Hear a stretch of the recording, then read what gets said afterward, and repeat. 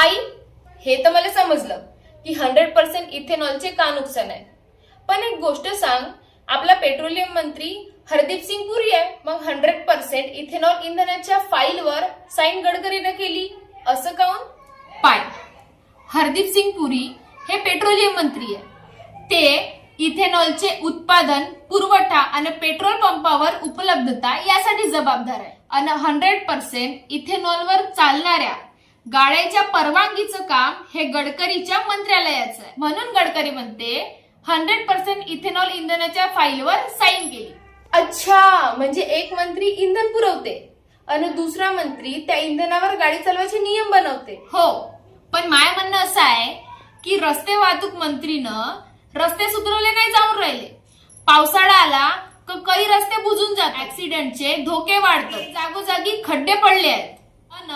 2024 पर्यंत भारतातले सगळे रस्ते अमेरिकेतल्या रस्त्यासारखं होऊन जाईल हे वचन तर वचनच राहिलं.